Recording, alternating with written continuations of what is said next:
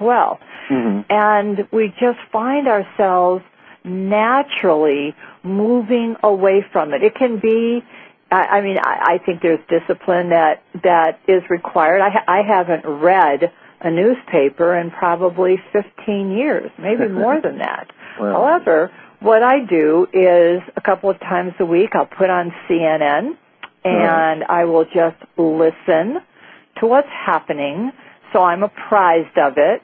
And that's all I am. I'm apprised of it. Okay, that's what's going on. Now, what is my impetus to be in service to a higher consciousness? What is my impetus to be in service to my higher consciousness? And knowing that as we make this shift, things have to die off. And they look frightening, and they look scary, and oh my God, what impact is it going to have on my life, et cetera, and some people are being impacted, many people are being impacted.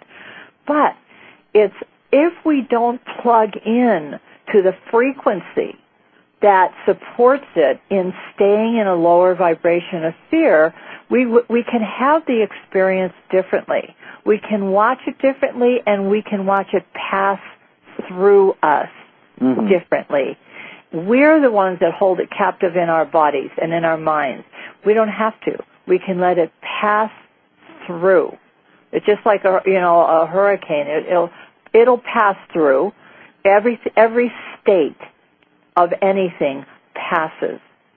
And if it's like the ocean. If the ocean tried to hold on to all of its ebbs and flows, it wouldn't be the ocean. It wouldn't have a real experience. So it's like our lives, too. We have to let everything flow and flow through us. Just be in witness and notice and let things flow. And definitely not plugged in to what we know is a die-off process. Let the die-off happen. Arrangements have already been made to take care of us. So just trust it and stop being afraid. Wow. I'll have to listen to this over and over because that is something that I have to work on quite a bit. Well, and we have to have real tools. You and I are having a conversation. Hopefully I've given some tools. But I know that part of my work on a day-to-day basis is retraining, reshaping, helping people reshape themselves to have a different experience, which is why I do the work that I do. We can't just keep talking about things. We have to have real tools.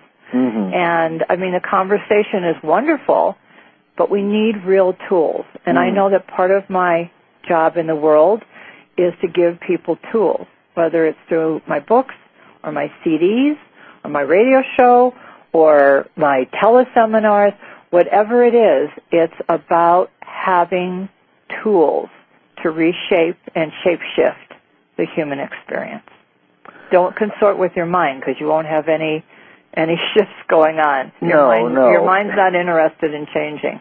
Maybe a shift without the F. Yeah, right? We have to learn how to go up bypass the lower mind and go up into the higher mind and into the higher heart, and how to anchor in the foundation of our light body. And there's lots of techniques and tools, and when we use them consciously and consistently and lovingly, we will change. We can't help but change. Well, there are a lot of people out there that are presenting paths and tools and so on.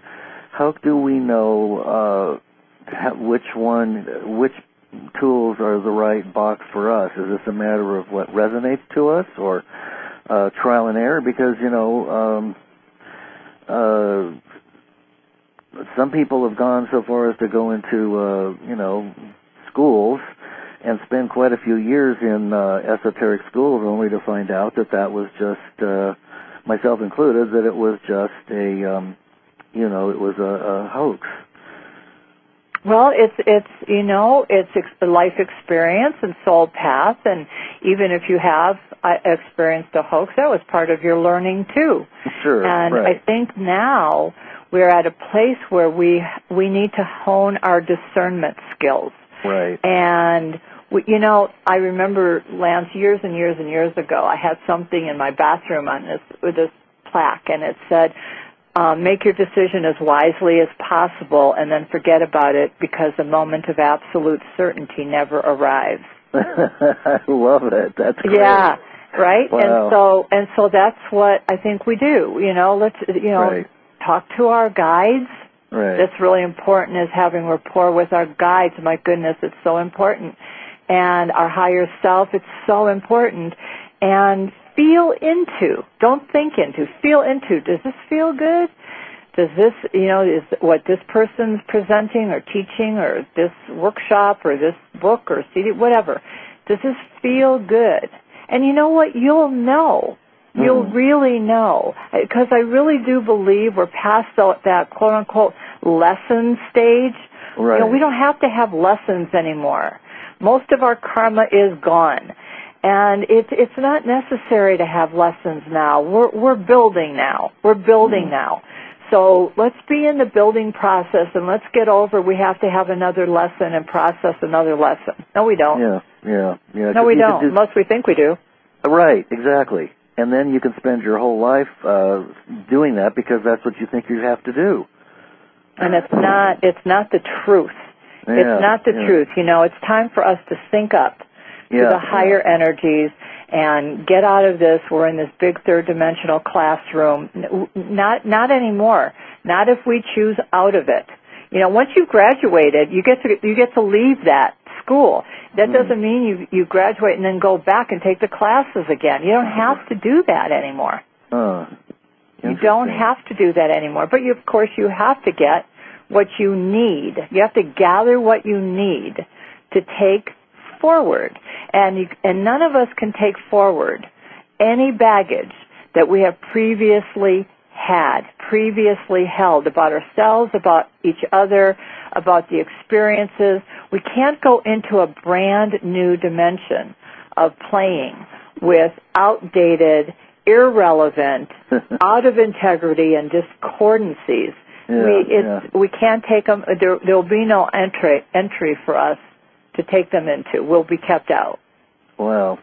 Well, so then that answers a big question about, what happens to people who are, doing bad things. Obviously, if those people that are here doing whatever they're doing for whatever reason, the vibration isn't high enough to be raised to the point where we'll be in the same place. At some point, it would seem.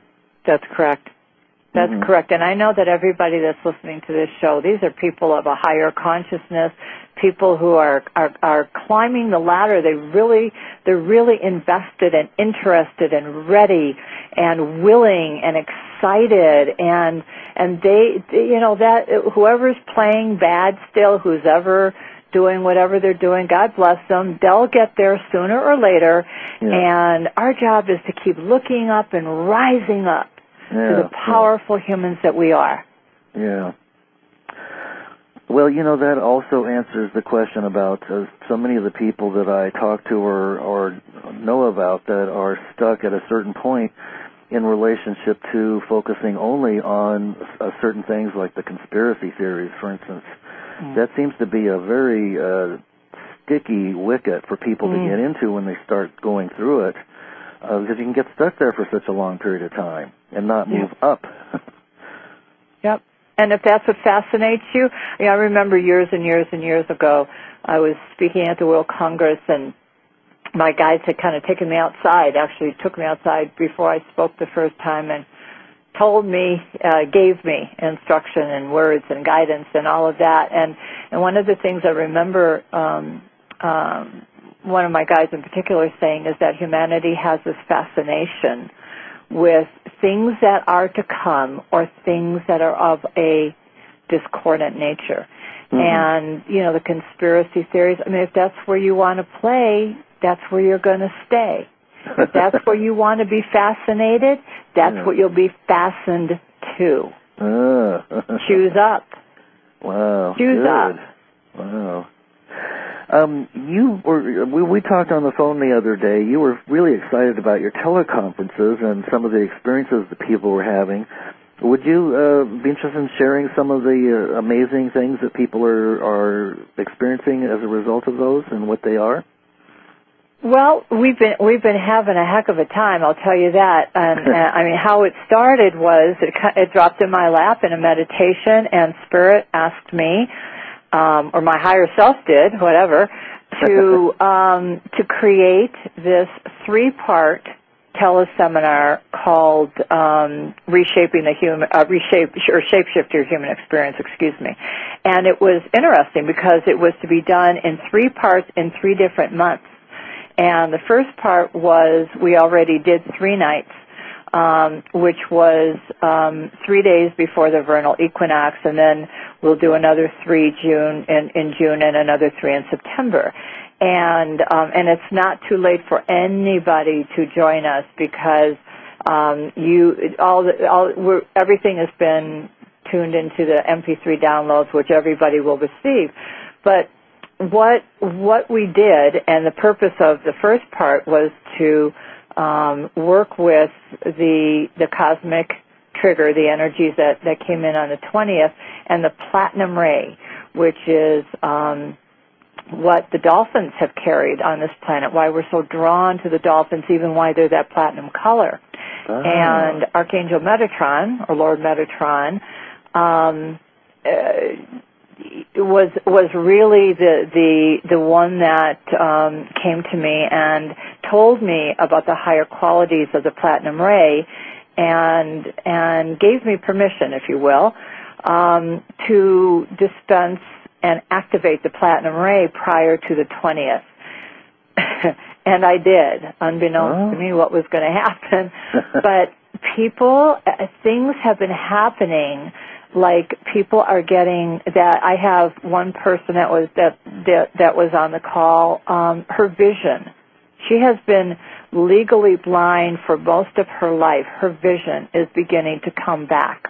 Wow. People's multi-dimensional pieces are starting to come into one unified whole. I have literally hundreds of letters from people who have had life-changing experiences, and what a lot of that did is it pierced, and will continue to do, because we're working on these portal days of the portal openings. The next one's on the new moon, and then the full moon equinox.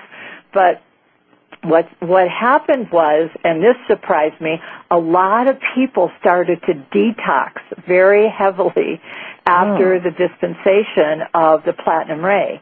And people were writing to tell me about it, and so I was talking to Metatron about it, and he said, well, read the words and read what it means and what it's saying, and then you'll know why the detoxing, because energies were being literally busted up from lifetimes that had been walled up and had literally putrefied inside the cells.